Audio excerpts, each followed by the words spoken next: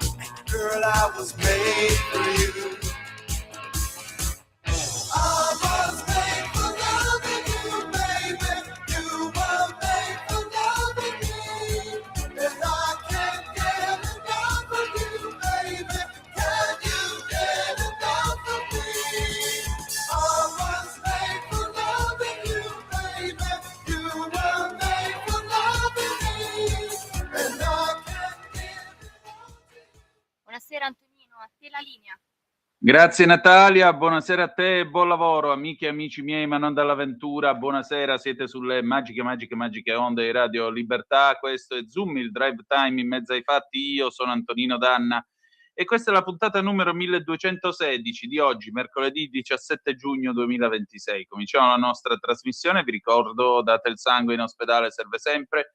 Salverete vite umane, chi salva una vita umana salva il mondo intero. Secondo appello radiolibertà.net, fesso chi non lo legge perché vi perdete un bellissimo giornale online dove ci sono i liberamente del direttore responsabile Giovanni Sallusti, gli auto da fede di Giulio Cainarca, la rassegna stampa di Sembivarin, videopillole e molto altro ancora. Radiolibertà.net is the place to be. 340-670-9659 se volete essere dei nostri attraverso la Zap o WhatsApp oppure 0292947222 quando ve lo dirò io per il telefono. Ma noi cominciamo subito, implacabile come non mai, e poi avremo per il qui Parlamento gradito ospite il senatore Massimo Garavaglia, ma prima Pierluigi Magnaschi, l'implacabile diritto e rovescio. Vai pure Natalia, grazie.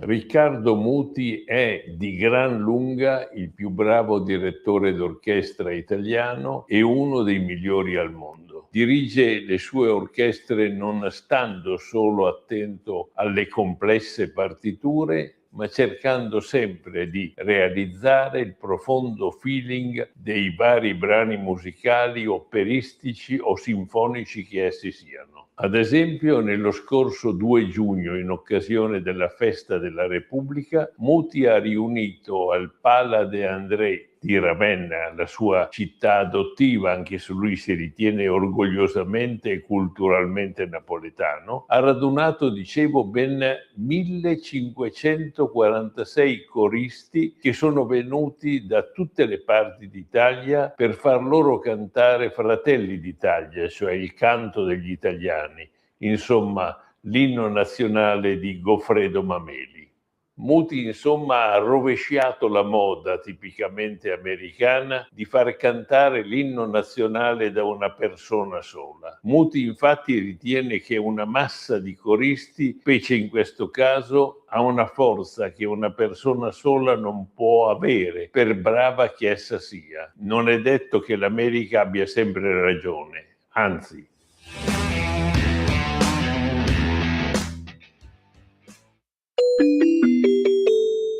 Qui Parlamento. E io do il bentornato questa sera al senatore Massimo Garavaglia, che ringrazio per il suo tempo e per la sua cortesia. Senatore, allora, stasera la Lombardia festeggia, visto che i dati di Banca Italia danno delle notizie importanti. Ci dica. Sì, confermano un dato che però è importante sottolineare e tenere da conto, cioè che la Lombardia cresce mediamente più di quanto cresce l'Italia, e questo è un dato fondamentale perché il PIL italiano è fatto oltre il 20%, oltre un quinto del PIL italiano è fatto proprio in Lombardia. E il fatto che si cresce di più della media e quindi di più di quanto cresce l'Italia vuol dire che la Lombardia si conferma, alla locomotiva del paese, si conferma come punta di diamante di questa nazione e di questa crescita. E allora però fate anche delle riflessioni poi alla fine, perché? E perché quello che stiamo facendo come Lega è funzionale a questo? Cresce perché la struttura è solida, nonostante le due guerre, tutto quello che stiamo vivendo in questo momento, la struttura solida poi riesce a reggere l'urto e a investire e continuare a crescere. Perché è importante quello che stiamo facendo noi come Lega al governo? Si parla di tante cose, ma si sottolineano poco gli interventi liberali che la Lega sta facendo in economia. Faccio due esempi. Uno, è cresciuta l'occupazione di 8 milioni di occupati, siamo al record storico di occupati, al record storico anche di basso tasso di disoccupazione. Ma se questo milione passa di lavoratori in più c'è a livello nazionale, vuol dire che in Lombardia sono circa 200.000, se non più di 200.000.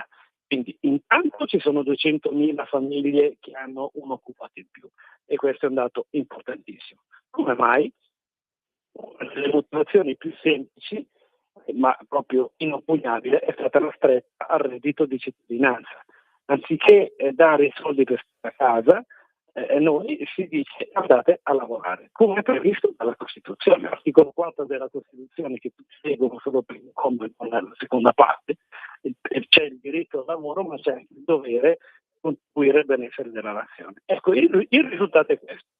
Una politica liberale è la stretta reddito di cittadinanza, sussidio, per incentivare le persone a creare il benessere per la nazione, come prevede la Costituzione, quindi a fare il proprio dovere.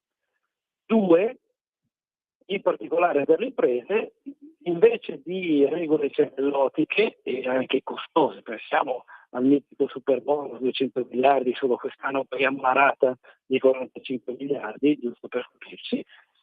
Libero ammortamento. Cos'è il libero ammortamento? L'imprenditore è libero di scegliere come e che cosa fare per la sua azienda, come investire, e ha un vantaggio fiscale. Quindi libertà, anziché obbligare a fare una determinata cosa, come vuole fare la sinistra, pensiamo tutto il cinema di Green Deal, semplicemente noi si dice guarda, tu investi, scegli il macchinario che vuoi comprare, non ci interessa, hai libero ammortamento. Ecco, questo è quello che si sta facendo, politiche liberali che poi danno crescita, e il risultato è quello di dire. Mi sembra abbastanza chiaro. Senta, senatore, c'è una ricetta Lombardia che si può anche suggerire alle altre regioni d'Italia, secondo lei? Allora, 2 ricette. La prima è l'apertura ai mercati. La Lombardia è la regione più aperta come importazione e come esportazione, quindi questo scambio estero è fondamentale, perché vuol dire anche stare sui mercati, competere, andare verso sempre l'innovazione. La seconda è l'intelligenza artificiale. Qualcuno dovrebbe farsi una domanda. 2 guerre, un caos globale, incertezza eccezionale e le borse sono al massimo. Milano ha un record storico, ma è tutte le borse. Perché? Perché c'è una grande scommessa sull'intelligenza artificiale. Certo. In provincia di Milano si parla 1/3 dei brevetti d'Italia, giusto per capirci. Quindi dove l'innovazione è più spinta, questo che è un driver dello sviluppo, che è l'intelligenza artificiale, spinge ancora di più. La ricetta è questa, quindi non fare troppe regole, non farsi troppi problemi, ma cavalcare l'innovazione. La Lombardia lo fa storicamente da sempre e i risultati si vedono. Molto bene. Senatore, senta, per finire, siccome lei era momentaneamente in aula, cosa state facendo e quali saranno i suoi prossimi impegni? Adesso c'è questo disegno di legge sulla caccia con le solite polemiche anche abbastanza stucchevoli. Sì, la caccia può piacere o non piacere, ma senza caccia il territorio è gestito benissimo dai agricoltori cacciatori, sono sempre stati loro i principali custodi del territorio. Questo lo sa chiunque vede come funziona, dopodiché uno non è obbligato a fare il cacciatore, ognuno è libero di fare quello che vuole. Ecco, un po' più di libertà forse è la ricetta. Questo è quello che stiamo facendo adesso. Dopodiché ci sono tante altre questioni sul tavolo, le affrontiamo una alla volta. Il rischio economico è costante, diciamo che c'è un intervento di carattere economico ogni settimana. Molto bene, allora buon lavoro, al piacere di ritrovarla presto e insomma, grazie ancora. Ma di che, grazie a voi e buon lavoro a tutti. Sigla, pausa e poi torniamo. Buonasera. Qui Parlamento. Stai ascoltando Radio Libertà, la tua voce libera, senza filtri né censure, la tua radio.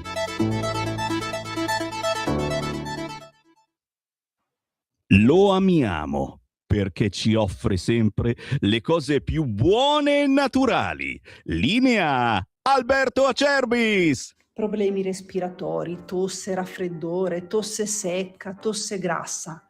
Abbiamo il prodotto che ti può aiutare. Bronco Free, la soluzione bevibile alla bava di lumaca, timo, verbena, altea, papavero e marrubio.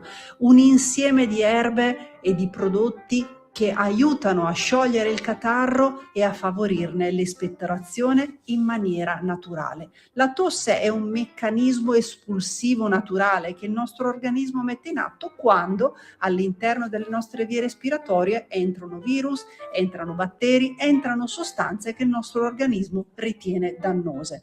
Come fare per calmare la tosse? Bisogna sciogliere il catarro e favorirne l'espettorazione attraverso un mucolitico naturale. La bava di lumaca, infatti, attraverso gli enzimi litici in essa contenuti, aiuta a sciogliere appunto il catarro e aiuta la sua espulsione. Abbiamo un'offerta straordinaria per voi stamattina. Se dite ascolto Radio Libertà e chiamate lo 030 68 40 408, 3 flaconi di Bronco Free a 59 euro, e se dite ascolto Radio Libertà voi non pagate le spese di trasporto e in più avete uno splendido omaggio. Chiamate adesso 030 68 40 408.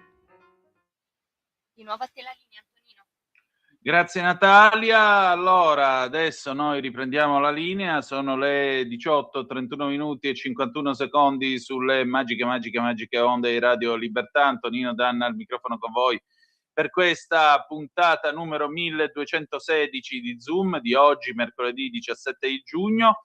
Per chi ci ascolterà poi in replica giovedì 18 giugno salutiamo. Adesso diamo un'occhiata alle agenzie. L'ANSA: Garlasco, overdose di farmaci, la madre di Sempio ricoverata in ospedale, illegale, non sappiamo se assunti volontariamente o meno.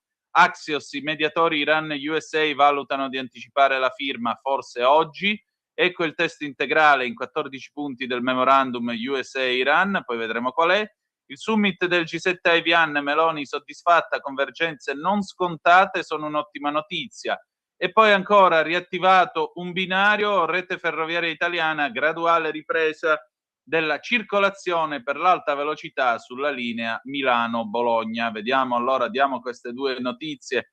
La prima è una notizia di servizio: dalle ore 16:20 la circolazione ferroviaria sull'alta velocità Milano-Bologna, scrive l'ANSA, è in graduale ripresa sul binario in direzione sud tra Melegnano e Piacenza, dopo la sospensione avvenuta questa mattina a causa di un danno alla rete elettrica.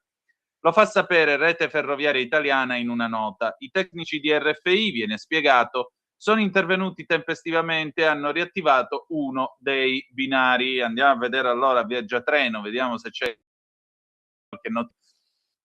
Che magari siete in treno, state andando a Roma, state tornando a Roma, comunque vi state servendo dell'alta velocità.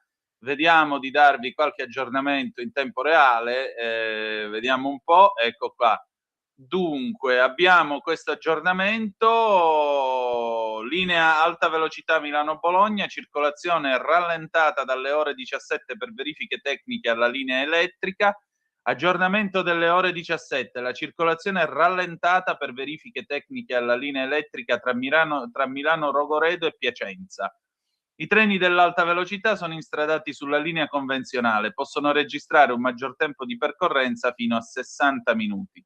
I treni ad alta velocità direttamente coinvolti, oggetto di variazione, sono Frecciarossa 9625 Milano-Napoli, cancellato. Frecciarossa 9634 Napoli-Milano, cancellato. Ancora cancellati anche i Frecciarossa 9638 Napoli-Milano, 9631 Milano-Napoli, 9648 Napoli-Milano, 9643 Milano-Napoli, 9650 Roma-Milano e 9651 Milano-Roma.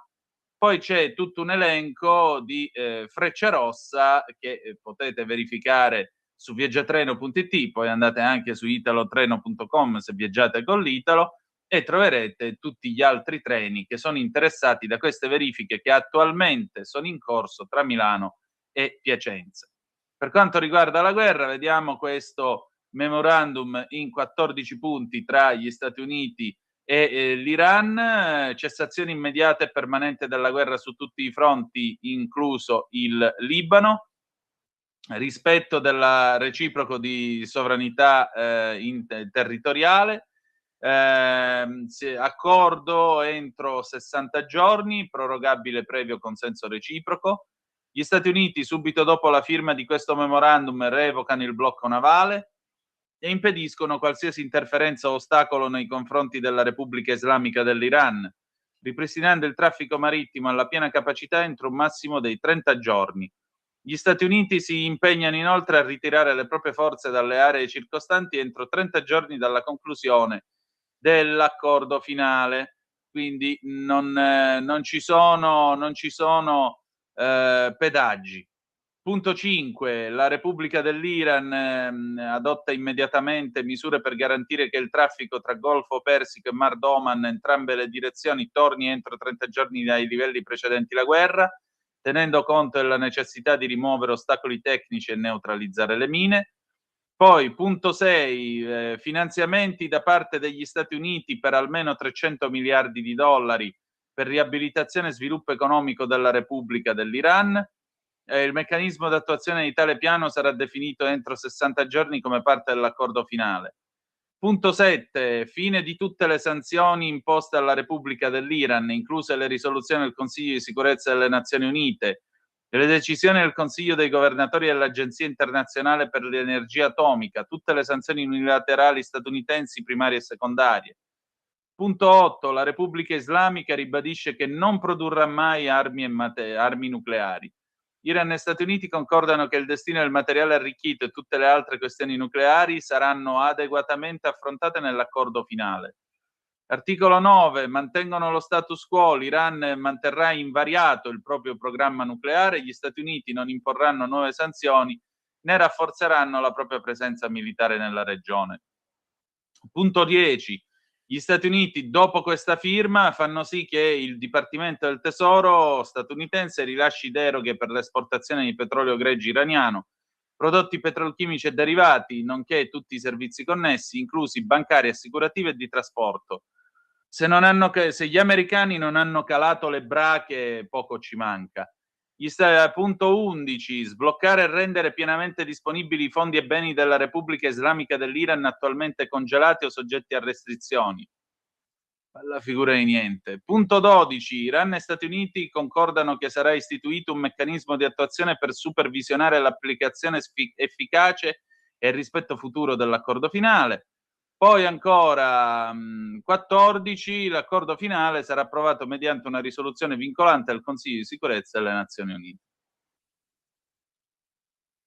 Che brutta figura, veramente. Questa è una roba che umilia persino l'accordo di Monaco, umilia persino i soldi, quelli mandati coi pallet da Obama, veramente una brutta figura. E l'Iran ha stravinto la guerra dopo, senza, cioè, gli danno pure 300 miliardi di dollari, signori, veramente. Grande vittoria iraniana. Complimenti. Che umiliazione, davvero, che umiliazione. Vabbè. In compenso il prezzo del petrolio sta scendendo. 40.000 morti e l'America che cala le brache in questo modo. Vabbè.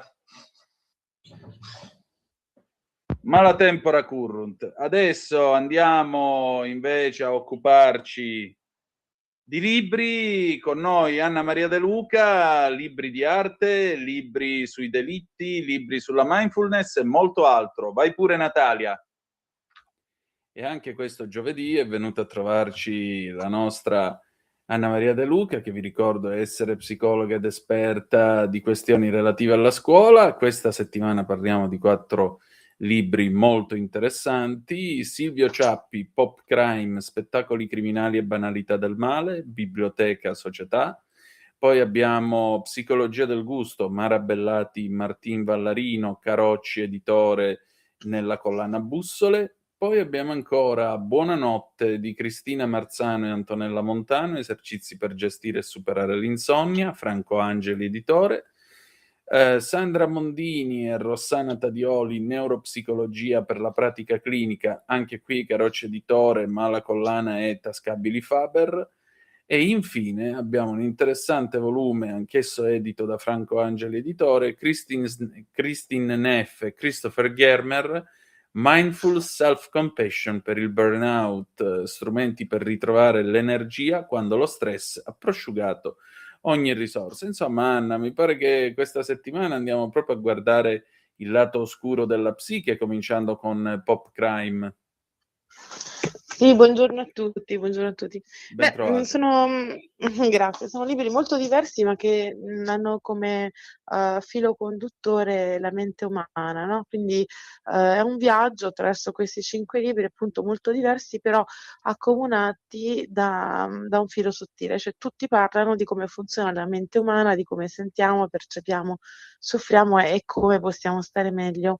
Allora, il primo libro è molto attuale, Pop Crime, perché se tu accendi la televisione in prima serata non si parla... Cioè, Vero? Cosa ne pensi? Che è uno schifo. Cioè, questo non è... Allora, le implicazioni psicologiche le lascio a te, però siccome sei anche una collega, diciamo che il mio è un parere tecnico, va bene? Così poi mi dici che ne pensi tu. Poi mi dici sia come giornalista che vedi. È questo. Pronto? Sì, ti sto ascoltando. Tu mi senti? Adesso ho ripreso la linea, Perfetto. sì. Allora, io ti darò il mio parere tecnico, ovviamente di collega, di giornalista. Poi tu mi parlerai, ovviamente, spero, sia come collega che come psicologa. Allora, il discorso è in questi termini, io la vedo così. Negli anni 70, se succedeva una cosa, la Rai dava la cronaca e poi si limitava a dare la cronaca all'interno di strutture dedicate. Quali erano le strutture? Il telegiornale e l'eventuale programma di approfondimento che una volta si chiamava TV7, poi si è chiamati servizi straordinari del telegiornale, poi si è chiamato Tantam, Ping Pong, poi è diventato di nuovo TV7 come lo conosciamo oggi il venerdì notte. Quindi in realtà le notizie erano quelle. Poi è vero, c'era anche tanta stampa che ci marciava sopra. Negli anni 50 sul caso di Vilma Montesi c'è gente che ci ha fatti i soldi pubblicando delle testate che sono durate sì e no 2 o 3 mesi, ma che tiravano veramente centinaia di migliaia di copie perché la gente era morbosamente attratta da questa cosa. Io penso che qui si sia allestito un macabro circo. Penso che sia anche il fatto di come questa società si sia involgarita, perché qui abbiamo delle persone, Andrea Sempio, Alberto Stasi, eccetera, eccetera, che sono diventate comprimari di una grande recita. Quindi abbiamo i tifosi di Sempio, i tifosi di Stasi, i tifosi della famiglia Poggi. Questi sono tifosi di tutti. La verità è che però manca la protagonista. La protagonista è una povera giovane ragazza di 26 anni, che avrà 26 anni per sempre, che ora ne avrebbe quasi 45, che è morta in una maniera orrenda. Ora, a me che si parli di Garlasco a colazione, pranzo e cena, che chiunque vada a esprimere la sua opinione su Sempio, su Garlasco, su questo e su quello, è segno solo del degrado. Cioè noi non facciamo altro che appassionarci attorno a una storia orribile di violenza, quando invece questo paese è molto altro. E invece qui non si fa altro che parlare di questa roba qua. Mi domando che educazione, che immagine possono avere i nostri figli, che immagini possono avere i bambini che accendono la televisione e trovano Garlasco a tutte le ore. Cioè, che educazione stiamo dando anche a una società? E io lo trovo veramente orribile. Penso, tra l'altro, che si stia facendo molta spazzatura e ben poco giornalismo su questa vicenda. Perché, ecco, lo scoop, l'ultima lettera di Chiara Poggi. Quello ha visto i filmati? No, non li ha visti. Poi c'è la polemica del perito, quella... Anche il fatto che ci siano queste polemiche, queste cose. Il processo si fa nelle aule di tribunale, non si fa sui social, non si fa in televisione, molto semplicemente, perché qui non siamo più all'approfondimento, non siamo più all'informazione, qui siamo a infotainment e io questo non lo condivido e non lo tollero. Infatti, se mi capita di parlare di queste cose, mi limito alla mera cronaca e mi glorio di aver reso i miei programmi in questa radio degarlaschizzati. Quando capita, se proprio è necessario, facciamo il punto, magari chiamando l'amico Fabio Mendolara, che è un cronista di nera serio e preparato, che scrive per La Verità. Benissimo, me lo faccio dire da uno preparato che è 110 e lode nella materia. Ma per il resto io non vado a cercare l'avvocato di Stasi, l'avvocato di questo e l'avvocato di quello, perché io non voglio dare questa roba ai miei ascoltatori. Non mi sembra morale e non mi sembra professionale. Prego. Mi sembra una scelta rara e più che rispettabile. Guarda, ti rispondo con le parole dell'autore del libro, dell'autore Ecco. di Pop Crime, Che che è Silvio Ciappi. non è un passante, ma è un signore che ha una preparazione che è tanto di cappello. Prego, dici chi è lui, appunto, Silvio Ciappi. Esattamente, Silvio Ciappi è criminologo, è stato membro della commissione ministeriale sulle vittime della criminalità istituita nel Ministero della Giustizia, è psicoterapeuta, è perito forense.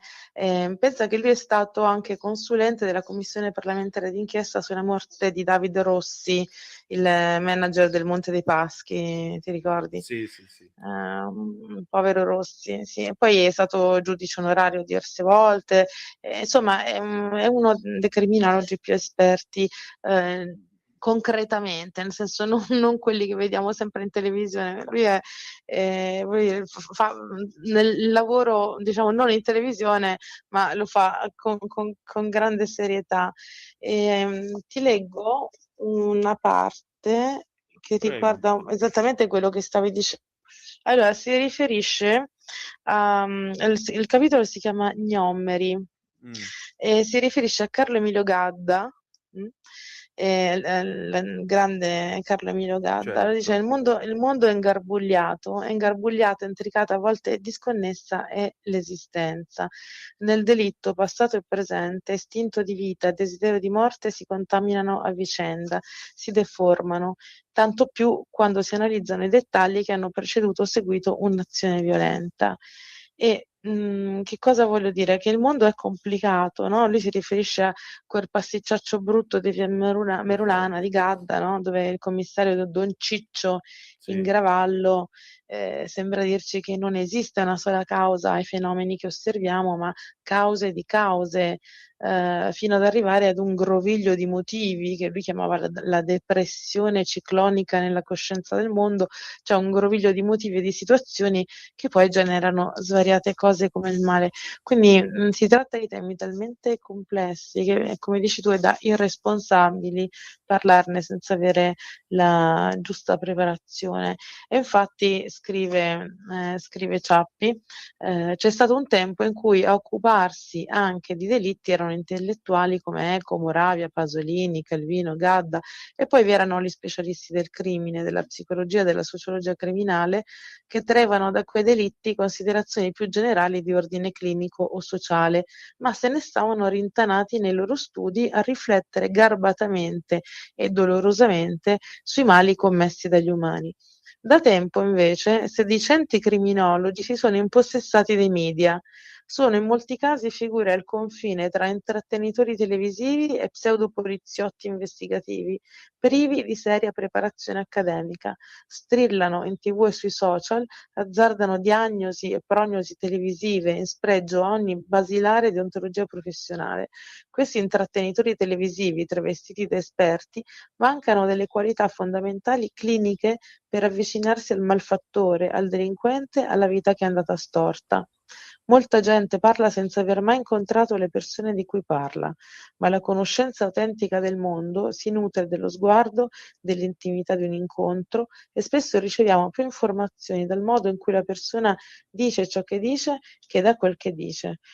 Quindi la comunicazione non verbale, no? Postura, tono di voce, gesti, espressioni. Adesso non posso leggerti tutto il libro, anche se lo farei volentieri perché è molto interessante. Lui fa il criminologo da oltre 30 anni, ha parlato con assassini e violentatori, cioè persone che hanno commesso atti assurdi, quindi ha una grandissima esperienza. Ed è per questo che te lo propongo questa settimana, per come dire, consigliare ai lettori a leggere, se proprio sono appassionati di criminologia, invece di continuare a guardare la sera trasmissioni sempre uguali, leggete il libro di una persona seria, di Ciappi, Pop Crime, spettacoli criminali e banalità del male, edito da Biblioteca. Infatti, ecco, e questo mi sembra molto chiaro. Senti, veniamo invece al secondo volume, la psicologia del gusto. Ecco, questo ricordiamo Carocci editore per la collana Bussole. Che vuol dire la psicologia del gusto? Cosa è in ballo quando gustiamo, assaggiamo qualcosa? Ecco, questo, cioè, come dire, alleggeriamo un po' i toni, no? Allora, il cibo, lo sappiamo, a me piace mangiare, anche a te, no? Possiede da sempre un ruolo centrale nella vita dell'uomo. Questo libro ci porta a capire come nascono le preferenze, come nascono le avversioni alimentari, quanto sono importanti il colore anche dei cibi, la consistenza, un po' una musica, renderci più piacevole il sapore. Vedi, per esempio nei ristoranti fanno molta attenzione, come dire, al setting, si direbbe, no? Quindi per rispondere a queste altre domande, la psicologia del gusto come fa? Studia i meccanismi psicofisiologici, quindi i sistemi percettivi, i correlati cerebrali, diremmo, no? Che sottostanno all'esperienza del gusto, prendendo in considerazione molti fattori. Comunque, cioè, il tema sembra leggero, ma in realtà è molto complesso, perché intervengono fattori di carattere biologico, sociale, emotivo, relazionale. Quindi la percezione del sapore è un'esperienza multisensoriale che coinvolge appunto diversi apparati sensoriali ed è estremamente soggettiva, perché chiaramente quello che piace a me magari non piace a te. E a cimentarsi in questo lavoro complicato sono stati Mara Bellati, che è una psicologa dell'Università degli Studi di Pavia, che si occupa appunto di comportamento alimentare, psicologia del gusto e del disgusto, e Martine Vallarino, anche lei psicologa e psicoterapeuta, che insegna all'Università di Pavia e collabora molto con il terzo settore per attività di formazione. La casa editrice è Carocci, noi spesso la citiamo perché ultimamente sta pubblicando dei testi veramente interessanti. Per esempio, a te cosa piace, Antonino? Qual è il tuo piatto preferito, la cosa che adori mangiare? Sai che mi poni una bella domanda, ma probabilmente le lasagne, sì. Ma chi le cucina? Mia moglie, prima me le faceva mia madre, insomma, se tu poi mi dici cosa so cucinare io so cucinare abbastanza bene la pasta, so fare bene la carne ai ferri, la so grigliare abbastanza bene, poi preparo delle possenti insalate di pomodoro che mi mangio con la mozzarella molto spesso la sera. Queste cose qui, cioè semplici, però devo dire la verità, mi arrangio. Poi so fare le piadine anche. Sono molto bravo a fare le piadine. Fantastico. Beh, oddio, la piadina non è complicatissima da fare, però è un cibo veloce. Allora, stavo leggendo qua mentre ti ascoltavo Sì. una cosa che mi piacerebbe condividere. Allora, in uno studio condotto su 35 donne Mm.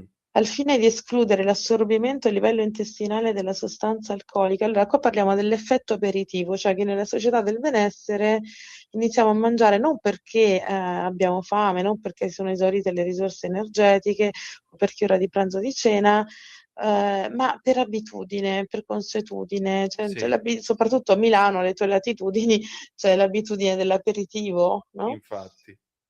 Aperitivo con bevande alcoliche che vengono assorbite quindi a livello intestinale. Questo libro racconta di questo studio condotto, come ti dicevo, su 35 donne per escludere appunto l'assorbimento a livello intestinale della sostanza alcolica. Quindi cosa hanno fatto? Ad alcune hanno somministrato per via intravenosa addirittura una soluzione alcolica, ad altre un placebo. I risultati hanno dimostrato che le donne a cui era stata somministrata la soluzione alcolica avevano un'attività aumentata dell'ipotalamo nel momento in cui erano presentati odori di cibo, cioè arrosto e ragù. E proprio questa è l'area responsabile della regolazione dell'appetito, del metabolismo. E le donne, sempre queste donne che avevano ricevuto la soluzione alcolica, hanno consumato il 7% di calorie in più rispetto a quelle a cui era stato somministrato il placebo. Cioè, una volta iniziato il pasto, la piacevolezza stessa del cibo era la motivazione per continuare a mangiare. Anche dopo aver consumato un pasto completo, l'offerta di patatine, noccioline, ciliegine può indurti a mangiare, mangiare e mangiare ancora. Questo è quello che gli autori e le autrici chiamano effetto aperitivo, cioè rivolto a quei cibi che funzionano uno tira l'altro, no? E che Certo. innescano un ciclo difficile da interrompere, che sono appunto quelli piccolini degli aperitivi, proprio per indicare come spesso appunto è la testa, no? Che ci spinge a mangiare più che il bisogno corporeo, anche perché di fatto, grazie a Dio, siamo tutti nelle condizioni di non sapere che cos'è la fame. Quindi quello che noi mangiamo è un desiderio spesso più che una necessità, no? E tanto marketing infatti gira attorno a questo, penso il neuromarketing, cioè si basa tutto sull'attrarre le persone verso determinati cibi. Ci sono alcune pubblicità, per esempio, che io non dimenticherò mai, la Coca-Cola, per esempio, indimenticabile, no? Oppure la pubblicità della Barilla. Sì. Ecco, il marketing ruota tantissimo attorno come dire, al gusto e tutta l'economia che il gusto sposta. Quindi questo è un libro molto interessante, Psicologia del gusto, perché ci spiega poi l'evoluzione del gusto nelle varie fasi della vita. Spiega per esempio come quando si arriva nell'età anziana la sensibilità al gusto diminuisce progressivamente, quindi spesso la perdita del gusto e dell'olfatto può determinare una riduzione dell'appetito nelle persone anziane che rischiano appunto di cadere poi in una reale malnutrizione, esponendosi anche al rischio di malattia. Quindi spesso non è un capriccio, è che poi è andato via il senso del gusto. Certo. Che dire, parla dei fattori che influenzano le scelte alimentari, quindi che sono fattori culturali, ci sono fattori sociali, emotivi, come dire, ci sono anche tecniche di mindfulness eating, no? Che insegnano alle persone a mangiare con consapevolezza, a porre attenzione a ogni singolo boccone, a dedicarsi, concentrarsi esclusivamente sull'atto del mangiare e a niente altro, no? Perché spesso si mangia senza rendersene conto, si È mangia vero. distratti, perché mangiare è un comportamento così abitudinario di routine che appunto spesso lo facciamo mentre pensiamo ad altro, come se le nostre mani fossero guidate da un pilota automatico e portiamo le posate alla bocca senza neanche accorgersene, mentre la nostra mente è altrove, no? Quindi invece concentrarsi sul momento presente e capire che cosa stiamo facendo, cosa stiamo mangiando, è chiaramente di fondamentale importanza, così come è importante capire il centro della fame e il centro della sazietà, che il centro della fame si trova in un nucleo di neuroni che si trovano nella parte laterale dell'ipotalamo, mentre il senso della sazietà si trova nell'area del nucleo che si chiama ventromediale, sempre nell'ipotalamo, e la loro attività è legata alla liberazione di ormoni e di neurotrasmettitori, quindi serotonina, dopamina. Quindi voglio dire, il fatto che lo stomaco entri in subbuglio quando si passa davanti a un panettiere e sono passate 2 ore dal pranzo, ha Sì. poco a che vedere con il fabbisogno calorico, è un'esperienza molto comune, no? Un po' come i cani di Pavlov. Passi davanti a una pasticceria, passi davanti a un forno, anche se sei pieno, anche se sei sazio, se hai mangiato, comunque ti viene il desiderio di mangiare ancora. Ecco, questo libro ci spiega un po', ci porta in questo mondo e poi ci porta chiaramente anche a capire i disturbi alimentari e anche il disgusto, no? Al contrario, cioè gli elementi che spesso sono più comunemente causa di disgusto, che a livello come dire, di difesa inconscia sono tutti quegli elementi che potrebbero essere potenziali vettori di infezione, le cose che veramente ci disgustano. Senti, un mio zio diceva che mangiare è un rito. Quanto è vero questo, secondo te, da un punto di vista psicologico? Beh, assolutamente sì, perché, un aspetto sociale è fondamentale. Se nelle famiglie spesso ci si ritrova tutti insieme soltanto a tavola, no, quindi la condivisione dello stesso cibo, nella quotidianità introduce, come dire, un senso di comunità in un gruppo, no, quindi le rende membri della stessa cultura, le mette in comunicazione. Pensa che uno dei primi trattati di antropologia degli anni '70 fu scritto da Levi Strauss e lui sostenne proprio che la cucina consente di comprendere la cultura del gruppo che la pratica e diventa il linguaggio nel quale la società esprime le proprie credenze, le proprie istituzioni, le strutture gerarchiche. Cioè, come dici tu, la tavola e i cibi rivelano le abitudini formali e le culture familiari, anche la disposizione dei posti a tavola racconta molto della relazione tra le persone, sai le antiche famiglie patriarcali che avevano l'uomo a Sì. capotavola, no, la figura del capotavola ha un significato simbolico, quindi non è solo un'abitudine spaziale, Infatti. oppure sì. No, Mia zia l'altra diceva cosa, vai. dimmi, tua zia cosa No, era un diceva? proverbio, diceva che per conoscere bene una persona devi mangiare insieme 7 chili di sale, no, Sì, cioè il mangiare insieme. è vero, è così, anche perché mangiare insieme, è un gesto di intimità molto probabilmente, anche poter dire a qualcuno: "Ti ho fatto da mangiare, ho preparato per te." È un modo per dire: "Per Sì, me tu sei importante", ecco, almeno io credo. certo, è una cosa molto bella, assolutamente. Senti, ma, c'è un legame tra il mangiare e il sesso secondo te? Beh, spesso sì, nel senso che, non sempre, ma spesso, come dire, i goderecci vanno entrambe le cose. Eh beh, direi. La famosa Grande abbuffata, il film di Marco Ferreri del 1973, che vi invito a vedere, un gran film, devo dire la verità. Sì, Senti bellissimo. senti, ecco, questa è una cosa che mi interessa, perché ogni tanto mi capita di restare sveglio a tarda notte, non viene il sonno. Cristina Marzane, Antonella Montano, buonanotte, esercizi per gestire e superare l'insonnia per i tipi di Franco Angeli. Come si fa a superare quel momento in cui tu dici no, proprio non mi sta avvenendo il sonno, proprio Morfeo stasera non è passato? Ecco, questo libro è molto interessante, tra l'altro è piccolino e tascabile, quindi è perfetto da tenere sul comodino per portarselo dietro.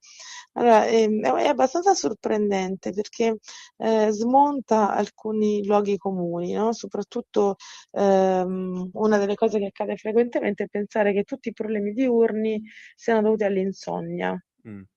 No, insomma, chi dorme male significa che si sveglia spesso durante la notte, o ha problemi ad addormentarsi la sera, o si sveglia prima dell'ora in cui dovrebbe svegliarsi la mattina, tende ad addebitare qualunque problema avvenga durante la giornata di insonnia.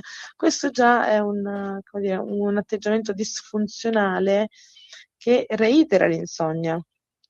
Quindi ci sono degli esercizi in questo libro, degli esercizi di consapevolezza, delle schede, per intanto smontare le convenzioni e le credenze che rappresentano i pensieri disfunzionali. Per esempio, vediamo se lo trovo, eccolo qua, per esempio un pensiero disfunzionale: devo dormire 8 ore per sentirmi riposato e per poter funzionare bene il giorno dopo. Oppure sono certo che mi possa venire un esaurimento nervoso se rimango 1 o 2 notti senza dormire. Oppure se dormo male la notte i miei orari saranno sballati per tutta la settimana. Oppure se mi sento stanco e senza energia durante il giorno è perché non ho dormito bene la notte. Ecco, queste sono preoccupazioni che non aiutano. Decisamente no. Esatto, e quindi ci sono tutta una serie di esercizi. Adesso vediamo, ne ho trovato uno molto interessante. Vediamo se riesco a ritrovare la pagina, perché sarebbe utile condividerlo. Allora, esercizio per ridurre il caffè, chiaramente, esercizi preparativi per andare a dormire, esercizio per stabilire i rituali della buonanotte, esercizio per lasciare le preoccupazioni fuori dal letto, esercizio sullo scenario catastrofico, esercizio per usare il potere dell'immaginazione, esercizio per contrarre e rilassare i muscoli, esercizio per placare il ritmo della respirazione, esercizio di visualizzazione e flusso di luce. Ecco, questo è molto carino. Allora, loro dicono: quando sei sdraiato nel letto, prima di predisporti all'addormentamento, quando non riesci a dormire, chiudi gli occhi e prova a mettere in pratica le seguenti indicazioni. Immagina che sopra la tua testa ci sia un fascio di luce brillante dotato di un potere benefico. Potrebbe portare con sé bontà, felicità o serenità. Scegli il colore della luce che più ti piace. Ora immagina che la luce inizi a circondarti e a muoversi gentilmente nel tuo corpo, 1 centimetro alla volta, spostandosi dalla testa ai piedi. Osserva questa luce che si muove dentro il tuo corpo e che ti circonda come se fosse uno scudo protettivo. Inizia a notare se riusciamo anche a rilevare altre caratteristiche di questa luce, come un suono, un odore o una consistenza. Se vuoi, respirando profondamente con l'addome, potresti immaginare di rendere la luce più viva e brillante. Rimani per un po' di tempo a osservare le sensazioni che la presenza del flusso di luce provoca nel tuo corpo e nella tua mente. Cioè, questo è un esercizio per, come dire, metterti in una no? Una specie di culla di luce, in una sensazione di tranquillità e di serenità e di rilassamento, che chiaramente dovrebbe aiutare se visualizzato, dovrebbe aiutare il rilassamento muscolare e anche l'addormentamento. Che Per meraviglia. esempio, perché molti, sai, non riescono a rilassarsi, cioè chi soffre di insonnia ha quasi sempre difficoltà a rilassare il proprio corpo e la propria mente. Quindi questa tensione muscolare, che però è anche una tensione cognitiva, come risposta allo stress quotidiano, non fa altro che mantenere l'insonnia. e che può diventare anche cronica. Quindi, poiché lo stress è una risposta di adattamento del corpo e della mente a quello che ci succede, no? Quindi agli eventi, al lavoro, alle richieste esterne, il rilassamento fisico, voglio tutto parte comunque anche dal corpo, il rilassamento fisico che spesso viene sottovalutato invece diventa una condizione fisica e anche mentale cruciale per entrare nel sonno. Certo, è vero, è vero. Senti, ma perché molto spesso non dormiamo? Perché c'è l'insonnia? Allora, la maggior parte delle persone la sperimenta per brevi periodi quando si presentano eventi stressanti, per esempio se c'è una notizia negativa, oppure prima di un esame, o problemi con la salute. Questa è l'insonnia acuta, si dice, no? Adesso dipende, insomma, se parliamo di insonnia per brevi periodi o di insonnia per più di 3 mesi, perché se si presenta per più di 3 mesi, per circa 3 notti a settimana, allora siamo nell'insonnia cronica che affligge statisticamente una persona su 10. Sì. Quindi bisogna capire intanto perché diventa cronica. Cioè, allora, l'insonnia può appunto insorgere in concomitanza di un evento stressante, però la domanda che tutti ci facciamo appunto perché una volta superato l'evento stressante l'insonnia si mantiene, cioè non va via? Perché si presentano quelli che vengono chiamati fattori perpetuanti, cioè che mantengono l'insonnia nel tempo, cioè tutti quei comportamenti che vengono sbagliati, che vengono messi in atto per riuscire a dormire, appunto le convinzioni negative sull'insonnia che abbiamo visto prima, l'obbligarsi a dormire, dire devo dormire, cioè già obbligarsi a dormire è un ostacolo a dormire. Quindi noi spesso attuiamo dei comportamenti che sono disfunzionali e che vanno esattamente nella direzione opposta. Quindi anche la convinzione, la preoccupazione legata al poco dormire, l'impatto che questo avrà sul giorno dopo, sulla salute fisica, anche queste convinzioni diventano fattori perpetuanti, perché sono, come dire, dei tentativi di soluzione comportamentali che possono essere funzionali nel breve termine, ma quando si ripetono nel tempo, quando l'insonnia si protrae nel lungo periodo, alimentano essi stessi il circolo vizioso dell'insonnia e anzi non fanno altro che aumentare l'attivazione corporea, perché se tu vai a dormire e sei preoccupato perché non dormi, invece di rilassarti tu entri in uno stato di attivazione, di preoccupazione, di ansia e questa ansia ostacolerà ancora di più il sonno. E quindi è proprio l'inverso che bisogna fare. Quindi è vero che di fronte all'insonnia ci si sente impotenti, frustrati, eccetera, però i sintomi dell'insonnia si possono gestire e l'insonnia può diventare un fenomeno transitorio. Quindi diciamo che la cosa più sbagliata da fare è come dire, quello che loro nel libro chiamano l'attenzione, intenzione, sforzo, cioè come dire, è un modello che parte dal presupposto che i buoni dormitori non si preoccupano del sonno, cioè che chi dorme bene non si preoccupa del sonno. Quindi quando uno si mette nel letto, cioè non pensa al sonno, oddio come devo fare per addormentarmi, perché il sonno non si comanda. Uno che dorme bene semplicemente si mette nel letto senza pensarci troppo, così come quando guidi non è che pensi a tutte le azioni che fai, no? Diventano automatiche. Uno si mette nel letto e basta, tranquillo e poi il sonno arriva. Invece l'insonnia che fa? Si comporta come farebbe una persona ansiosa che sta guidando la macchina la prima volta, quindi sta attento ad ogni movimento, ad ogni passaggio, alla frizione, alle marce. Quindi cercare di prendere il controllo del sonno in realtà significa inibire il sonno. Cioè la preoccupazione di non riuscire a dormire ci spinge l'attenzione sul sonno. E se noi facciamo attenzione al sonno, inconsciamente pianifichiamo tutta una serie di strategie, di comportamenti che non ci fanno dormire. Quindi più ci preoccupiamo per dormire, meno dormiamo. Quindi la preoccupazione di non dormire, lo sforzo di dormire sono assolutamente il primo ostacolo. Certo, chiaramente. Mh. Senti, al di là del dormire, neuropsicologia per la pratica clinica, Sara Mondini e Rossana Tadioli, Carocci Editore, collana Tascabili Faber Cioè, c'è un modo anche di rapportarsi con i pazienti nel dirgli le cose sulle malattie e così via, mi pare di capire. Sì, questo è un libro abbastanza tecnico, ma che tocca una realtà con cui molti di noi prima o poi potrebbero trovare a confrontarsi direttamente o attraverso un familiare, no? Qua si parla di neuropsicologia clinica, quindi cosa succede quando il cervello subisce un danno, che può essere, non so, un incidente, un ictus, l'insorgere di una demenza. Questo libro è stato scritto appunto da una psicologa dell'Università di Padova, Sara Mondini, che ha già pubblicato con Carocci altri libri, e da Rossana Tadioli, che è psicologa e neuropsicologa, esperta nella terapia,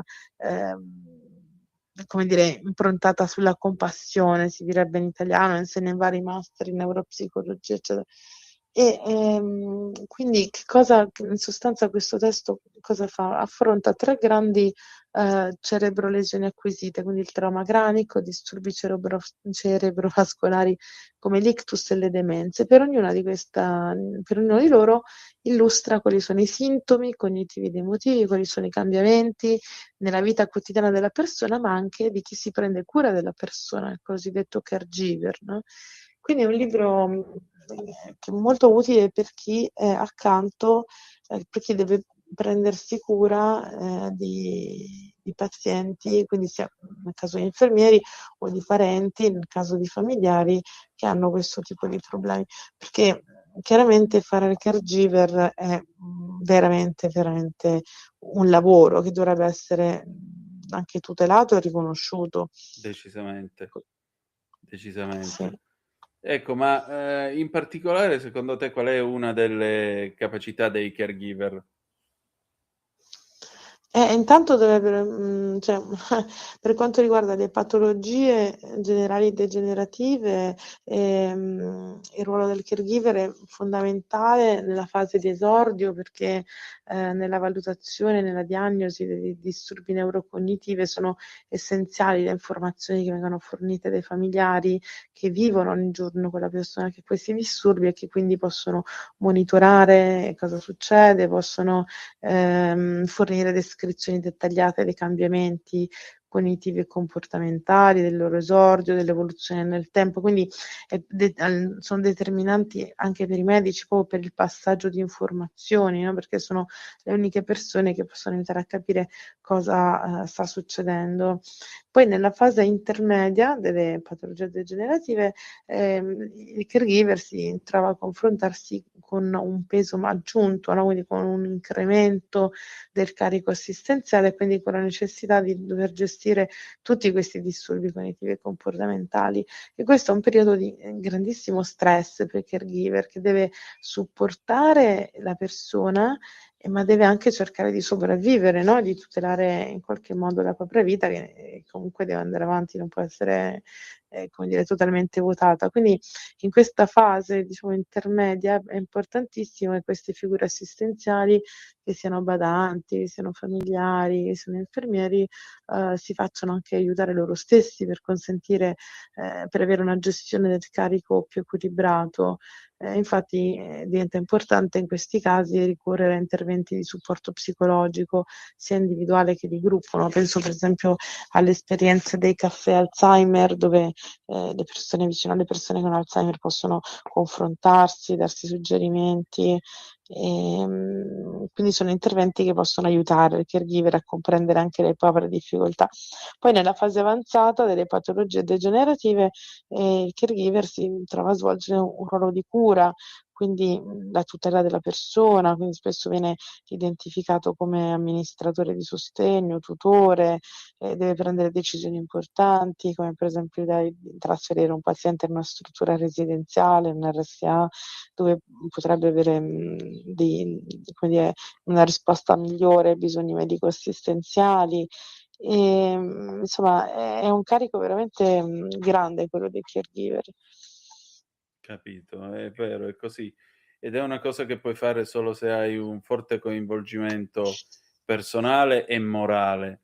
Finiamo con una cosa, tu prima parlavi di mindfulness del cibo, però la Sì. mindfulness può servire, e questo è il tema dell'ultimo volume edito da Franco Angeli editore di Christine Neff e Christopher Germer, Mindful Self-Compassion per il Burnout, strumenti per ritrovare energia quando lo stress ha prosciugato ogni risorsa. Ecco appunto, come fai a riprenderti se il serbatoio è vuoto?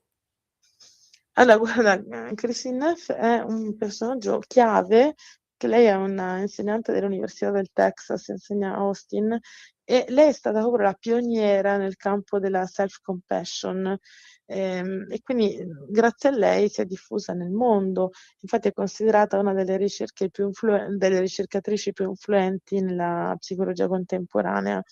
Germer è uno psicologo clinico che invece insegna alla Harvard Medical School e insieme a Christine Neff ha ideato questo programma, che è oggetto del libro, che è la Mindful Self-Compassion, quindi chiaramente verificato scientificamente.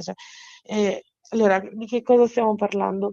Di un programma che può essere utile per tutti quelli che lottano contro l'esaurimento emotivo causato del burnout, quindi chi lavora negli ospedali, chi lavora nelle scuole, i caregiver, come dicevamo prima, anche gli imprenditori, i dipendenti. Cioè, praticamente questo libro riporta la storia di persone, le storie personali di persone appunto che sono arrivate all'estremo, no? Col burnout, che devono appunto ricaricare le batterie, alleviare lo stress perché non ne possono più, e li guida in questo modello di self-compassion. Ci sono delle schede per ridurre la resistenza allo stress, come affrontare la tempesta, come gestire le emozioni difficili del burnout, perché aspetta, adesso ti voglio leggere un passaggio importante.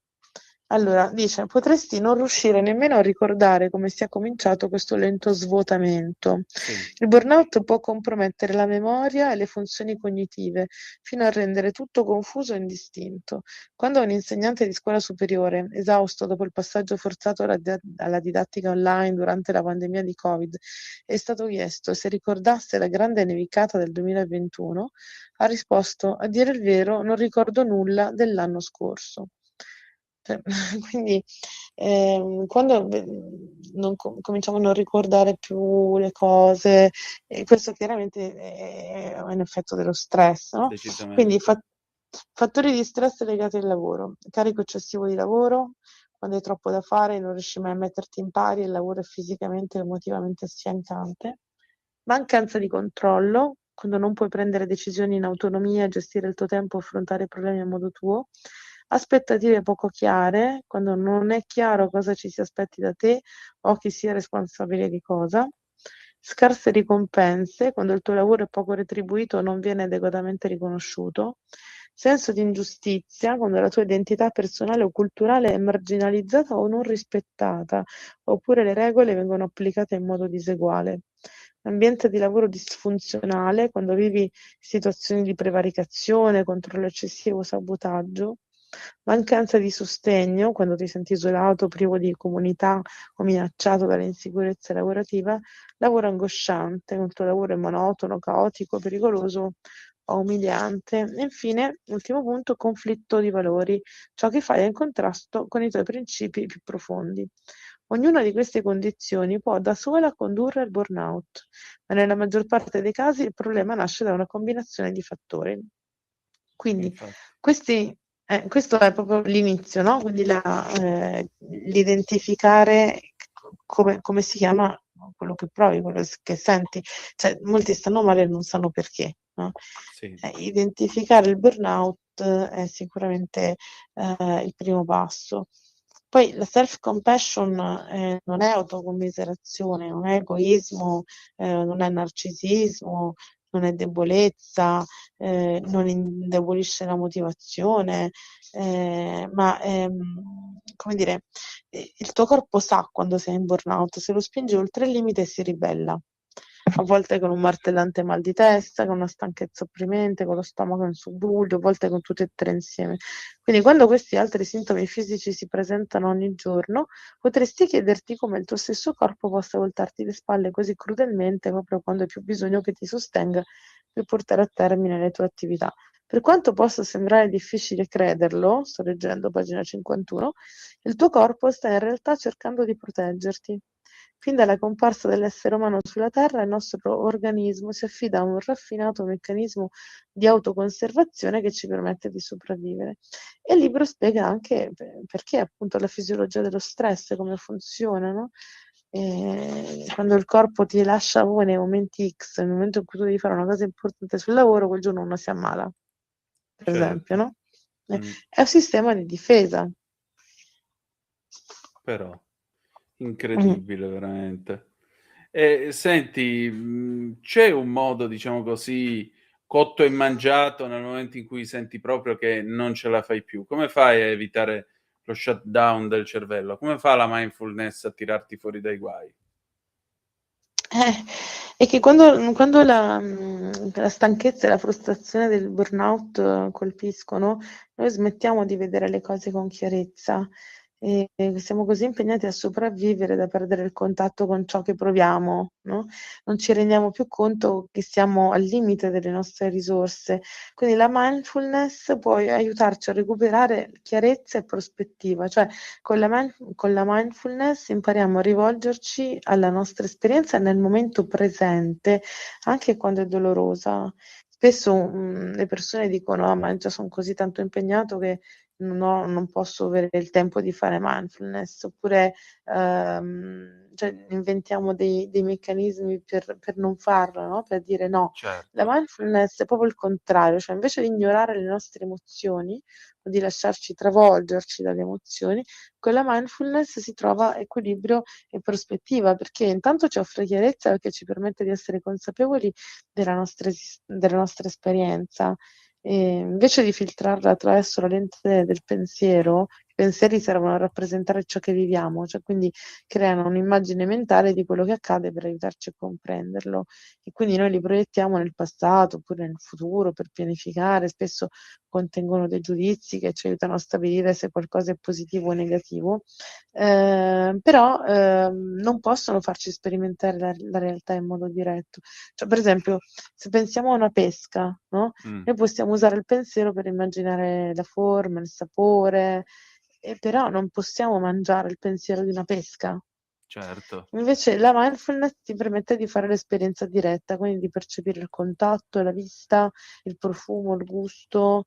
Quindi il pensiero sì, è uno strumento straordinario, però la mindfulness consiste proprio nel lasciare andare il brusio mentale, diremmo, e di scendere nella consapevolezza diretta di quello che accade qui e ora attraverso i 5 sensi, quindi cominciando dall'udito, poi cominciando a guardarci attorno, a osservare e vedere veramente cosa c'è attorno, a toccare gli oggetti che abbiamo attorno, respirare, percepire gli odori nell'aria, i sapori, cioè riattivare i 5 sensi nel qui ed ora. Si comincia da lì. Okay. Anna, allora io ti voglio ringraziare come sempre e insomma grazie ancora una volta per questo viaggio nella cultura e questo viaggio nella psiche dell'essere umano e al piacere di ritrovarci giovedì prossimo. Assolutamente sì, grazie, un saluto a tutti e buona settimana. Stai ascoltando Radio Libertà, la tua voce libera, senza filtri né censure, la tua radio. A te la linea, Antonino. Grazie Natalia, grazie anche alla nostra Anna Maria De Luca. Adesso noi ci salutiamo con A Berlino tutto bene, con l'immenso Roberto Giardina. Appuntamento venerdì alle 17:30 con Chilometro Zoom. Domani non saremo in onda, ci sarà una replica, la replica di questa puntata. Ci saluteremo poi con Cristina Moffa e Daniele Pace, Non per vantarci, del 1980. Grazie per essere stati con noi e ricordate che the best is yet to come, il meglio deve ancora venire. Vi ha parlato Antonino Danna. Buonasera. Va ora in onda A Berlino tutto bene, Germania, Italia ed Europa nelle parole di Roberto Giardina. A Berlino che giorno è? A Berlino che giorno è? A Berlino che giorno è? E allora, quinta puntata di A Berlino tutto bene con l'immenso Roberto Giardina. Wie geht's? Prima mir geht's gut, un dia, a te come va? Prima pure io. Senti, caro Roberto, allora, intanto grazie come sempre del tuo tempo e della tua disponibilità. Noi ci confrontiamo molto spesso, ovviamente prima della preparazione di questa rubrica, e devo dire la verità, più il tempo passa, più io faccio questo pensiero blasfemo. I tedeschi si stanno italianizzando, c'è poco da fare. Noi torniamo dalle vacanze e ci becchiamo l'aumento delle autostrade, bollette e pedaggi. Invece mi pare che i tedeschi stiano imparando che al ritorno dalle vacanze estive troveranno un altro grosso problema, ma politico. Che sta succedendo? E beh, a settembre, cioè il 6 settembre e il 20 settembre si vota in 3 regioni, 2 dell'est, poi c'è anche Berlino che è sempre metà est e metà ovest, 36 anni dall'unificazione, e quindi le previsioni per Merz sono disastrose, cioè in 2 regioni rischia di avere la maggioranza assoluta l'AfD, il partito dell'estrema destra, e a Berlino l'attuale borgomastro, che è cristiano-democratico, cioè del partito del cancelliere, non avrà più la maggioranza, dovrà cambiare coalizione, perché l'AfD anche a Berlino è al secondo posto, quindi gli altri per bloccare questo partito dovranno mettersi tutti insieme, e Berlino avrà una coalizione non in grado di funzionare. Tutto questo così, coalizione tutti insieme, destra, sinistra, centro, è chiaro che si bloccheranno tutti uno alla volta senza riuscire a decidere. Siamo messi veramente malissimo. Tra l'altro questo significa che bisognerà fare delle coalizioni che vanno oltre il concetto di semaforo, oltre il concetto di coalizioni di vari colori e quella. Come si esce da un impasse così? Perché questo significa semplicemente una cosa, che prima o poi di riff o di raffe AfD dovrà avere il potere. Ma probabilmente già il 6 settembre l'AfD potrebbe conquistare la maggioranza assoluta in Sassonia-Anhalt, questa regione dell'est, perché è arrivata a conquistare, in base ai sondaggi, 41 seggi e basta per avere la maggioranza assoluta 42 deputati regionali, quindi bastano poche migliaia di voti e avrà la maggioranza assoluta, e gli altri non potranno farci nulla. E questo però avrà conseguenze anche a livello nazionale, perché tutti dimentichiamo all'estero che la Germania è uno Stato federale come gli Stati Uniti. Quindi, per esempio, c'è un vertice di tutti i ministri degli interni che decidono sulla politica locale, ma che vale anche nazionale, perché un solo ministro degli interni di un solo land, di una sola regione, ha diritto di veto. Quindi il prossimo ministro degli interni dell'estrema destra potrebbe bloccare la politica, diciamo, interna nelle regioni tedesche. E quindi vogliono cambiare le regole e dire adesso non si vota più col diritto di veto, ma si vota a maggioranza. Oppure addirittura, questo è ancora molto antidemocratico, escludere i ministri di partiti estremisti, ma solo quelli di destra. Quindi vedi, escludono solo quello dell'AfD, ma questo anche per la Corte Costituzionale non sarebbe possibile. Ma questo è una prova di quanto si sentono con l'acqua alla gola. Questo... Mamma mia, veramente, veramente da mettersi le mani nei capelli. Senti, ma a proposito di Merz, ieri ho visto il siparietto che ha fatto con Trump, gli ha regalato la maglia della Germania col numero 47, anche perché Trump, già che ci siamo, sta per compiere 80 anni, ci sarà la famosa festa e tutto il resto. C'è stato sto siparietto, ma mi pare che a Evian non c'è stata assolutamente nessuna conciliazione tra i leader europei e il presidente. E in particolare, voglio dire, in Germania come l'hanno presa sta sceneggiata che ha fatto Merz nei confronti di Trump? Ma l'hanno messo a fare notizie sportive, quindi per dire questo Cioè, veramente, ridotto a notizia sportiva siamo messi malissimo. Vuol dire che non conti niente.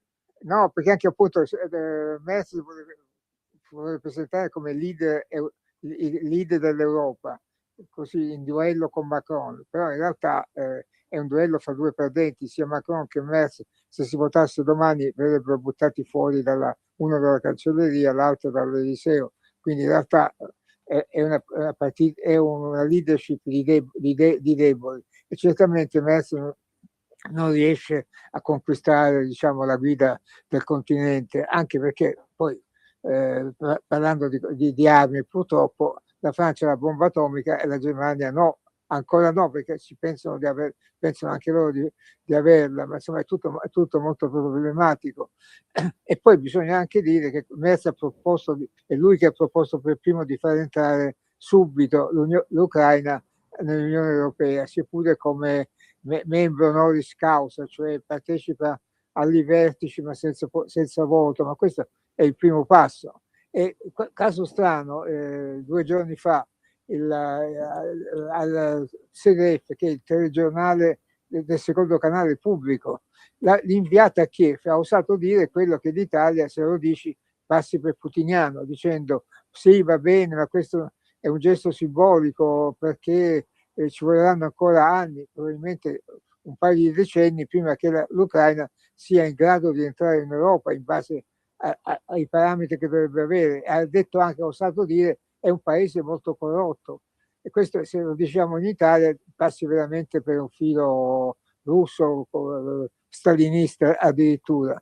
E poi ha anche detto, ha aggiunto quello che sanno tutti, che anche se dovesse entrare l'Ucraina, quando sarà il momento, l'Unione Europea dovrà cambiare molte delle sue norme, perché se entrasse domani nell'Unione Europea l'Ucraina, farebbe fuori tutti gli agricoltori polacchi, tedeschi, francesi e italiani, perché tutti gli aiuti andrebbero solo a quelli ucraini. E questo, anche se ormai non c'è più Orbán che metteva il veto all'ingresso dell'Unione Europea dell'Ucraina, ci si dimentica anche che il diritto di veto l'hanno tutti gli altri Paesi membri, quindi vorrebbero contro la Polonia, la Francia, la Spagna, l'Italia non lo so. Comunque, se soltanto Macron non esercitasse il diritto di veto, i contadini francesi andrebbero all'assalto dell'Eliseo, quindi la realtà è diversa, non si può giocare con le parole, ecco. Decisamente. Roberto, ma in tutto questo però c'è sempre una figura che aleggia sulle nostre discussioni quando entra in gioco la Russia, Schröder, che è stato appunto cancelliere tedesco, che viene accusato di simpatie filoputiniane, è uno che coi russi ci fa affari, è inutile che lo neghiamo, e però, cioè, può essere lui l'uomo mandato da Merz per cercare di far ragionare Putin, chiudere questa guerra e cominciare a discutere di nuovo di Gerussia e in particolare di energia a basso costo, perché la Russia ha costruito questo forte rapporto con i tedeschi nel nome dell'energia. Ecco, purtroppo la risposta non può essere netta, perché Gerhard sarebbe l'uomo adatto, perché lui è sempre stato, anche da giovane socialdemocratico, apriva verso l'est, perché non bisogna dimenticare che comunque la Russia è un paese europeo, lasciamo perdere tutte le regioni dell'estremo oriente, ma insomma San Pietroburgo, Mosca, non bisogna dimenticare la cultura russa, appartengono all'Europa.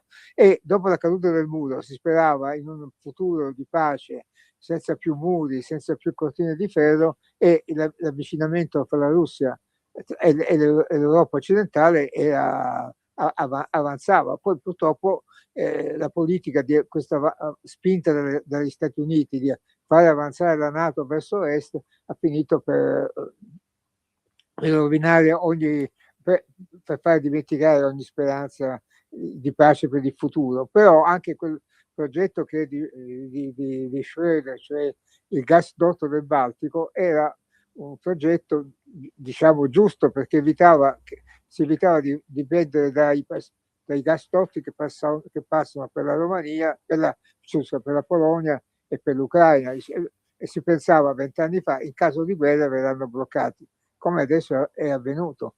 E allora il Baltico evitava questo pericolo. E anche il sabotaggio al gasdotto del Baltico nel 22 è stato un atto di guerra contro la Germania. Infatti la risposta è stato un silenzio fragoroso in Germania. Nessuno, questa è una battuta, ma insomma nessuno ha osato replicare. Ma era un atto contro la Germania che ha pagato la metà del gasdotto, cioè 5 miliardi di euro. Certo.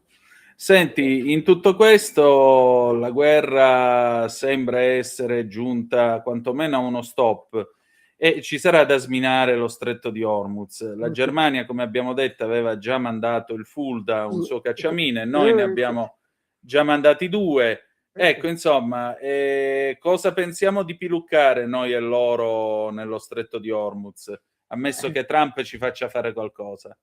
Appunto, diciamo che sono 2 gesti simbolici, perché 1, 2, 3 navi tedesche e italiane non è che cambiano molto la situazione, però diciamo siamo presenti, partecipiamo. Però diciamo che è una mossa anche pratica, diciamo, per dire non ci siamo tagliati fuori. Bisogna vedere poi che succederà, perché è chiaro che Trump ha perso la guerra con l'Iran, qualunque sia poi l'accordo, non potrà ottenere tutto quello che voleva, cioè e anche lo stretto di Hormuz non credo che gli iraniani vinceranno a mettere un pedaggio, quindi la situazione non sarà più quella di prima. Decisamente. Senti, questa settimana, ecco, questa è notizia di ieri, la Germania respinge l'offerta di Unicredit per Commerzbank, Sì. perché il no viene sia dal governo che dagli azionisti, dice è un approccio troppo aggressivo. Che succede? Improvvisamente sono diventati sciovinisti come i francesi quando l'Enel tentò di prendersi l'EDF e Parigi intervenne e disse che non era il caso? Ma questo è sempre così, cioè la Germania acquista società all'estero, non appena qualcuno cerca di giocare a casa sua fa catenaccio, insomma. Anche perché c'è in realtà diciamo le prime 20 società tedesche sono tutte legate insieme fra partecipazioni azionarie incrociate, quindi poi fanno uno sbarramento compatto. Se tu pensi che l'Allianz, società di assicurazione, più la Deutsche Bank, adesso è in crisi ma sempre una banca molto forte, insieme hanno un potere economico, finanziario più forte di quello del governo tedesco, è chiaro che riescono a bloccare certe decisioni economiche che sono anche politiche. Diciamo, gli azionisti sono contrari adesso, a quanto leggo, perché l'offerta italiana la giudicano ancora troppo bassa, ma però non erano per principio contrari, perché in realtà vedono una Commerzbank in relativa crisi che presa dagli italiani potrebbe andare meglio. Il governo tedesco ha una partecipazione del 12%, che non è quello, quindi molto lontano dalla maggioranza anche relativa, però è uno degli azionisti più grossi ed è l'unica banca a partecipazione in parte statale, quindi è chiaro che anche Merz vuole dire la sua. Però lì è chiaro, come hai detto prima tu, che i tedeschi a qualunque tentativo di mettere un piede a casa loro reagiscono tutti compatti. Non mi sembra però quel giochino che dovrebbe essere l'Europa, cioè libertà commerciale ed economica. A me pare invece un giochino siciliano che si chiama Fotte Compagno, cioè Fotti Compagno. Quello che è tuo è mio, quello che è mio però me lo tengo io, e non mi sembra molto corretto da un punto di vista economico. Senti, ma non è che magari è anche un po' per pregiudizio l'idea che l'italiano si viene a prendere le cose tedesche? No, questo forse mi inganno, ma credo di no, questo pregiudizio non c'è, perché ovviamente l'Italia poi, noi siamo troppo masochistici, ci critichiamo troppo, però per esempio questo è un dato tedesco che ho letto sul giornale economico tedesco, dal 2019, cioè prima del Covid, della guerra in Ucraina e tutto quanto, a oggi il PIL tedesco, cioè il prodotto interno lordo, è aumentato dello 0,3%. Ma non ogni anno, da allora adesso, in 7 anni. Il PIL italiano è aumentato del 6%, quindi quello spagnolo del 10%, quello degli Stati Uniti del 15%, quello della Cina del 33%, quindi in realtà la Germania è l'ultima della classe, noi andiamo meglio di loro. Certo. Senti, alleggeriamo un po' questa nostra conversazione. I mondiali, la Germania scende in campo e rifila 7 pere al Curaçao, che però riesce a fargli gol. Ma com'è il clima mondiale in Germania quest'anno? Perché da noi, io credo tu lo abbia visto su Italia Oggi, io l'ho scritto, la sensazione è che nel nostro condominio, no, fanno una grandissima, tu organizzi una grandissima festa, ci sono tutti quanti, però non vieni a invitare me. Sì. Io sono l'unico escluso, no? E poi dopo io devo sentire a te e a tutti gli altri che ridete, vi divertite qua e là. Cioè la sensazione è la stessa per me che la seguo dall'Italia e per te dalla Germania.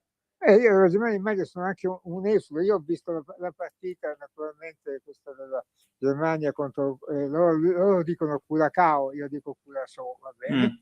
Che è una piccola isola diciamo nella classifica mondiale dei 48 partecipanti. Curaçao è all'ultimo posto, e io ho fatto il tifo per loro. Io faccio sempre il tifo per il più debole, forse perché sono palermitano e il mio Palermo non ha mai vinto la Coppa dei Campioni e mai la vincerà. Ma non è detto, non mettiamo limiti alla provvidenza. E quindi sì, ti ringrazio. E quindi però a un certo punto i tedeschi hanno segnato dopo 5 minuti. Sono state scene diciamo pazzesche di entusiasmo per le strade, perché sono questi schermi all'aperto, come se avessero segnato un gol al Brasile, no? Poi i poveri isolani di Curaçao hanno pareggiato 1-1. E poi loro hanno segnato il secondo gol, i tedeschi, a pochi minuti dalla fine del secondo tempo, quindi poi hanno dilagato alla fine del primo tempo, poi hanno dilagato nel secondo tempo vincendo 7-1, ma anche il 7-1 viene celebrato come una vittoria, come se fossero già favoriti per la vittoria finale, mentre tutti gli esperti di calcio tedeschi dicono di essere prudenti, che quest'anno la Germania a molta probabilità non vincerà. Però anche questo entusiasmo nazionale è una specie di, io lo vedo un po' così con affetto, perché non possono essere orgogliosi di nulla. Una volta avevano le automobili migliori del mondo, il Made in Germany dominava e così via. Adesso non hanno quasi più nulla, i loro miti sono scomparsi. Gli rimane il calcio, che se scompare anche la nazionale tedesca, cosa gli rimane? Adesso quello che vince tutte le gare di Formula 1 è un italiano di 18 anni, non è più Schumacher, quindi non gli rimane nulla. Mamma mia, che situazione, ma ce la faranno a riprendersi? Ma ce l'hanno sempre fatta, perché ce l'hanno fatta nel dopoguerra, quando la Germania, tutte le città tedesche erano in rovina, ce l'hanno fatto nel 73 con la prima crisi petrolifera, ce l'hanno fatto dopo la riunificazione, che li ha costretti a ricostruire la Germania Est, che non aveva più autostrade, linee telefoniche, e nessuno aveva mai pagato contributi per la pensione o per la sanità, perché tutto era statale, quindi hanno pagato per anni per 17 milioni dei nuovi fratelli tedeschi, e quindi però erano tutte crisi che erano, diciamo, provocate da elementi esterni. Mentre adesso la crisi se la sono fatta loro in casa, perché con questa mania del risparmio per 20 anni hanno trascurato tutti gli investimenti, autostrade, sanità, scuola, ferrovie, e quindi come fai a rifare tutti insieme? Adesso poi più di 100 miliardi di euro all'anno vanno al riarmo, quindi non gli rimane più nulla, e quindi è difficile, insomma. Beh, certo, uno Stato così dovrà uscire per forza dall'impasse. Senti, ma secondo te chi può essere una figura politica in grado di dare questa scossa e questa ripresa tedesca? Il grave è che non c'è. Perché non c'è più un'Angela Merkel. Merz ha abbandonato la politica per colpa di Angela, che lo considerava mediocre e in contrasto quando, diciamo, 15 anni fa. Lui ha lasciato addirittura la politica attiva, si è dato agli affari, è diventato milionario, ma sempre, anche come ho già detto, non era che lui è un imprenditore, lui partecipava come avvocato ai consigli di amministrazione, quindi in realtà non è che sia uno che sia in grado di fare una riforma economica, perché non è il suo mestiere. E quindi Merz non c'è, il partito non c'ha con che sostituirlo, sarebbe un primo ministro regionale del Cristiano Democratico che però non ha nessun prestigio nazionale ancora, quindi magari potrebbe essere poi una figura veramente in grado di avviare una riforma, e quindi neanche i socialdemocratici ce l'hanno, quindi non c'è veramente nessuno in grado di guidare la squadra. Insomma, diciamo che è proprio un momento di confusione, ma in questo stato significa che i prossimi 10-15 anni la Germania si dibatterà in una crisi che la metà basta. Speriamo di no, perché poi è chiaro che questa crisi tedesca pregiudica anche noi abbiamo 300.000 posti di lavoro italiani dipendono dall'industria automobilistica tedesca, quindi fare il tifo contro i tedeschi è un po' diciamo non molto logico, però ecco, diciamo, in base a quello che è la situazione attuale, le previsioni sono nere, come diciamo, non solo per settembre, anche per l'anno 21. Certo, chiaramente. Senti, per finire allora, diciamocelo ancora una volta, è la classica domanda: a Berlino tutto bene? A Berlino tutto bene, perché vabbè, oggi io ho ancora il maglione, stanotte avevo il riscaldamento acceso perché ho il riscaldamento centrale che parte automaticamente quando la temperatura scende sotto i 18 gradi, quindi questa è però in previsione ci sarà caldo e i tedeschi hanno già prenotato le vacanze che cominciano il 9 luglio a Berlino. Negli altre regioni sono tutte scaglionate per non fare fermare il paese, e quindi i tedeschi sono già pronti ad andare in vacanza, molti però resteranno a casa loro, cioè in Germania, perché andare all'estero costa sempre di più, ecco. Certo, mi pare chiaro. Insomma, quest'anno ne vedremo di meno sulle spiagge italiane. Ma forse non molti di meno, ma un po' di meno, ecco, ma non perché ce l'hanno con noi, ma semplicemente non ce la fanno più a pagare i conti. Chiaramente. Roberto, grazie come sempre. Grazie a te, Antonino. Avete ascoltato A Berlino tutto bene, Germania, Italia ed Europa nelle parole di Roberto Giardina. A Berlino non penso mai si può vivere, non sogno mai.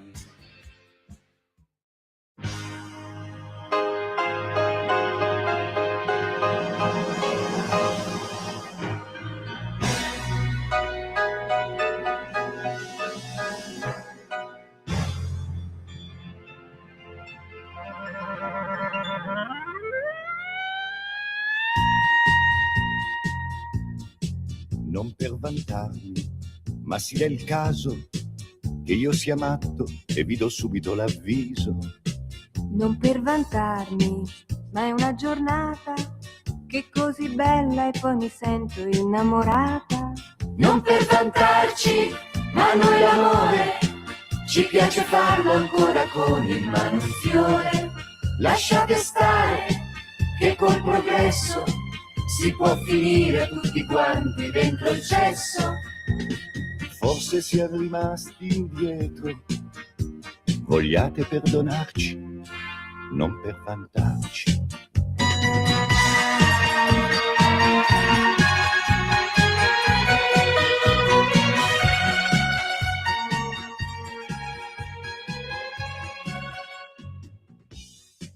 Non per vantarmi, ma io scommetto che non son mica il primo che ti porta a letto. Ma che te frega, ma che ti importa? Tanto la vita non si vive un'altra volta. Non per vantarci, ma noi l'amore ci piace farlo come quando fuori piove. Lasciate stare che col progresso si può finire tutti quanti dentro il cesso. Forse siamo rimasti indietro, vogliate perdonarci, non per vantarci, non per vantarci, non per vantarci. Avete ascoltato Zoom, il drive time in mezzo ai fatti.